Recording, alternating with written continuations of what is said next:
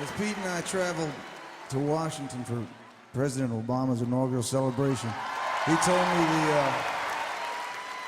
me the entire story of We Shall Overcome, how it moved from a labor movement song and with Pete's inspiration had been adopted by the civil rights movement. And that day as we sang This Land Is Your Land, I looked at Pete. The first black president of the United States was seated to his right. I thought of the incredible journey that Pete had taken. You know, my own growing up in the 60s, town scarred by race rioting, made that moment nearly unbelievable. And Pete had 30 extra years of struggle and real activism on his belt. He was so happy that day. It was like, Pete, you outlasted the bastards, man. You just outlasted them.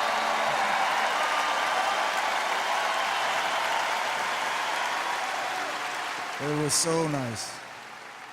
At rehearsals the day before, it was freezing. It was like 15 degrees. And Pete was there. He had his flannel shirt on. I said, man, you better wear something besides that flannel shirt. He said, yeah, I got my long johns on under this thing.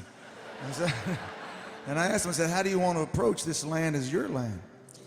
And all he said was, well, I know I want to sing all the verses. You know, I want to sing all the ones that Woody wrote, especially the two that get left out, you know, about private property in the relief office. And I thought, of course, you know, that's what Pete's done his whole life. He sings all the verses all the time, especially the ones that we'd like to leave out of our history as a people. You know? And at some point, Pete Seeger decided he'd be a walking, singing reminder of all of America's history. He'd be a living archive of America's music and conscience, a testament of the power of song to nudge history along, to push American events towards more humane and justified ends. He would have the audacity and the courage to sing in the voice of the people. Now, despite Pete's somewhat benign grandfatherly appearance, you know, he is a creature of a stubborn, defiant, and nasty optimism.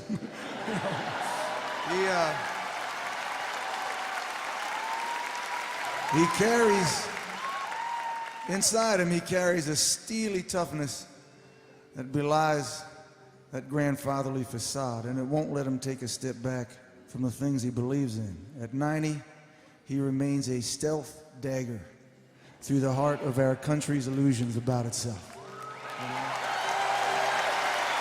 Pete Seeger still sings all the verses all the time.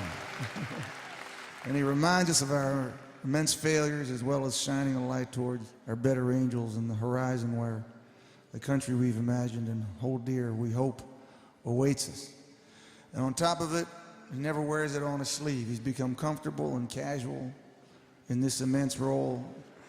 The song that Tommy Morello and I are about to sing, I wrote it in the mid-90s, and it started as a conversation I was having with myself. It was an attempt to regain my own moorings. And its last verse is the beautiful speech that Tom Joad whispers to his mother at the end of The Grapes of Wrath, which says, wherever there's a cop beating a guy, wherever a hungry newborn baby cries, wherever there's a fight against the blood and the hatred in the air, look for me, Mom, I'll be there. Well, Pete has always been there. So, for me, that speech is always aspirational. For Pete, it's simply been a way of life. The singer in my song is in search of the ghost of Tom Joad, the spirit who has the guts and the toughness to fight for and live their ideals. Well, I'm happy to report that that spirit, the very ghost of Tom Joad, is with us in the flesh tonight. He'll be on this stage momentarily. He's going to look an awful lot like your granddad who wears flannel shirts and funny hats. He's going to look like your granddad if your granddad could kick your ass. So this is for Pete. Come on out, Tommy.